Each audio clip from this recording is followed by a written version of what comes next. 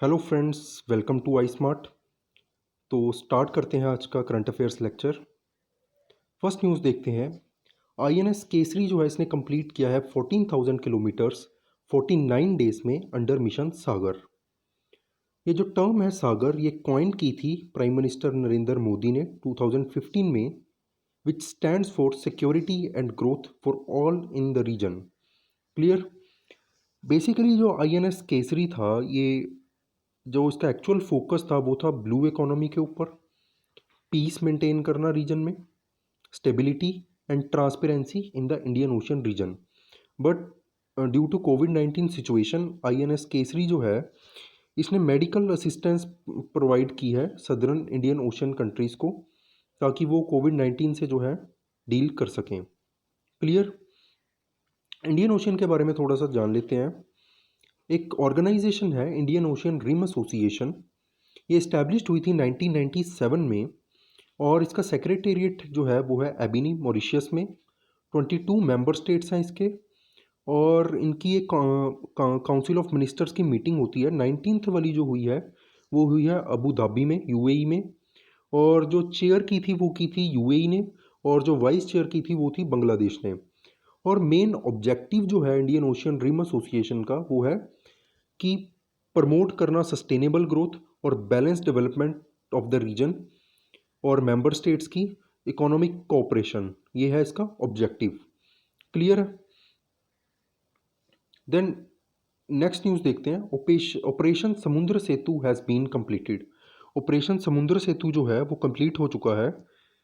Through this operation Indian Navy has brought back 3,992 Indian stranded amid कोविड-19 outbreak. As you know, एक Vande Bharat mission चल रहा है। वंदे Bharat mission के अंडर जो भी बाहर इंडियन लोग जो फंसे हुए हैं उनको इवैक्यूएट करने का काम है अंडर वंदे भारत मिशन। तो उसी का पार्ट है ऑपरेशन समुद्र सेतु। इसके लिए दो जो हैं इंडियन नेवी सबमरीन्स डिप्लॉय की गई, आईएनएस जलशावा एंड आईएनएस मगर। क्लियर, ये आपने याद रखना है, आईएनएस जलशावा एंड आईएनएस मगर। और ये पार्ट है, जैसे मैंने आपको बताया, वंदे भारत मिशन का। क्लियर। नेक्स्ट देखते हैं। Union cabinet has approved development of affordable total housing mission for 3 lakhs for urban migrants and poor under प्रधानमंत्री आवास योजना। प्रधानमंत्री आवास योजना के तहत यहाँ पे जो है अफोर्डेबल हाउसिंग प्रोवाइड की जाएगी 3 lakhs अर्बन माइग्रेंट्स और पुअर्स को। क्लियर। ये स्कीम जो है ये है ministry of urban housing and development की। क्लियर। आवास योजना के बारे में जान लेते हैं। ये स्टार्ट हुई थी 2015 में, रिप्लेस किया इंदिरा आवास योजना को। दो कंपोनेंट्स हैं इसके, प्रधानमंत्री आवास योजना अर्बन एंड प्रधानमंत्री आवास योजना ग्रामीण। जो अर्बन वाली है वो है under ministry of housing and urban poverty alleviation, और जो ग्रामीण वाली है वो है under ministry of rural development. आपको ये भी याद रखना है, स्टेट सर्विसेज में ऐसे ऐसे क्वेश्चन पूछ लेते हैं डायरेक्टली, स्कीम ये किस मिनिस्ट्री के अंडर है। क्लियर। और इनका जो मेन ऑब्जेक्टिव है वो क्या है, जो अर्बन वाली है उसका एम है हाउसिंग फॉर ऑल बाय 2020, कि जितने भी जो लोग हैं हाउसलेस पीपल हैं उनको जो है घर देना है बाय 2022। और जो रूरल डेवलपमेंट है उसका क्या है main aim, to help poor people under below poverty line in construction of dwelling units and upgradation of kutcha houses, की बीपीएल फैमिलीज़ के जो लोग हैं उनको हेल्प करनी है, फाइनेंशियल असिस्टेंस प्रोवाइड करनी है, ताकि वो अपने घर बना सकें और जो है कच्चे हाउसेस को अपग्रेड कर सकें। क्लियर। नेक्स्ट देखते हैं हम। यूनाइटेड अरब एमिरेट्स जो है इन्होंने सपोर्ट किया है open sky agreement with India. Clear. ये अनरिस्ट्रिक्टेड एयर ट्रैवल एग्रीमेंट है, और एक ऐसा ही एग्रीमेंट प्रपोज किया जा रहा है सार्क कंट्रीज़ के साथ भी। क्लियर, ये याद रखना, ये प्रपोजल है जो सार्क कंट्रीज़ के साथ है। ओपन स्काई एग्रीमेंट में क्या होगा कि अनरिस्ट्रिक्टेड जो है ट्रैवल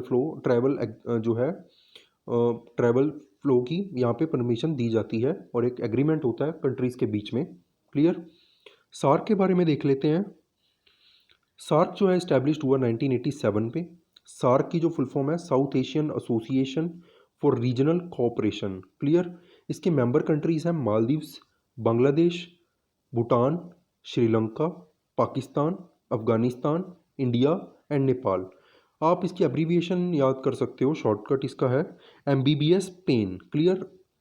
ये कंट्रीज़ के नाम के हिसाब से है। M stands for Maldives, B for Bangladesh and second B for Bhutan, S से Sri Lanka, P stands for Pakistan, A Afghanistan, I India and N Nepal. Clear?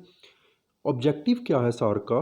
Economic growth, welfare of people, strengthen collective self reliance, mutual trust and cooperation at international forum. Clear?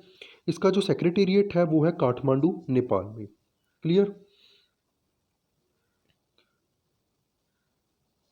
आगे बढ़ते हैं। Gujarat government has announced to make a panel for deciding tribal status of 3 communities. Gujarat government ने एक panel बनाया है जो decide करेगा tribal status 3 communities का। 3 कम्युनिटीज़ कौन सी हैं? अबारी, भरवाड़ एंड चरण। और ये रहती हैं गिर, बरडा एंड एलिच एरियाज़ में। क्लियर?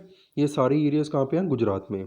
पैनल जो है it will consist of chief justice of Gujarat high court, 2 district जज होंगे and 1 retired forest officers and 1 retired revenue officer. Clear? Tribals के बारे में देख लेते हैं। एक सेपरेट मिनिस्ट्री है ट्राइबल डेवलपमेंट के लिए, मिनिस्ट्री ऑफ ट्राइबल अफेयर्स, और एक कमीशन बनाया गया था, national commission for scheduled tribes.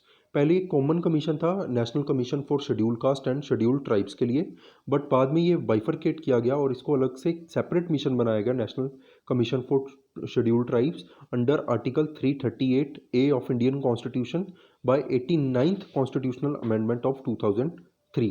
Clear? आपने याद रखना है। और ये इनका मेन पर्पस क्या है मिनिस्ट्री का और ये इस कमीशन का, कि ट्राइबल्स की अपलिफ्टमेंट, एम्पावरमेंट और उनकी सोशो इकोनॉमिक डेवलपमेंट।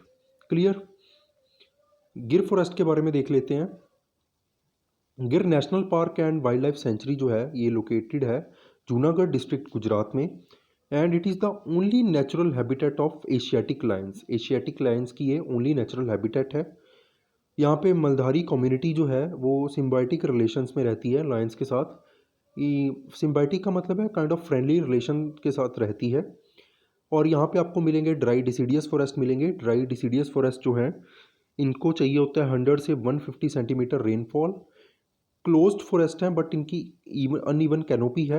एग्जाम्पल है इसके sal trees, teak, bamboo etcetera. Clear? Next देखते हैं प्रोजेक्ट ग्राइफोन ऑफ ट्विटर। यहाँ पे आपको डायरेक्टली क्वेश्चन एग्जाम में आ सकता है कि जो प्रोजेक्ट ग्राइफोन है ये किस सोशल मीडिया एंटिटी का है? ट्विटर का। Twitter working on potential subscription plan. जो ट्विटर है हो सकता है कि अंडर प्रोजेक्ट ग्राइफोन ये पेड कर दे इसकी सब्सक्रिप्शन। क्यों कर रही है? कि कंपनी के जो रेवेन्यू है उसको डाइवर्सिफाई करने के लिए। करंटली अगर देखा जाए तो ट्विटर जो है उसकी एंटायर रेवेन्यू है वो डिपेंड करता है एडवर्टीजमेंट के ऊपर। Clear? Then government has deleted chapters in federalism, citizenship, nationalism and secularism from political science book of 11th standard. Clear? 11th standard की बुक से ये जो चैप्टर्स हैं ये डिलीट कर दिए हैं। एज यू नो कोविड-19 की वजह से जो अकेडमिक्स है उसको भी इम्पैक्ट पड़ा है, तो ये इस साल के लिए जो चैप्टर्स हैं ये पॉलिटिकल साइंस में नहीं कवर किए जाएंगे। Clear? That's it for today. आपका कोई भी क्वेरी हो आप हमें कमेंट करके बता सकते हैं।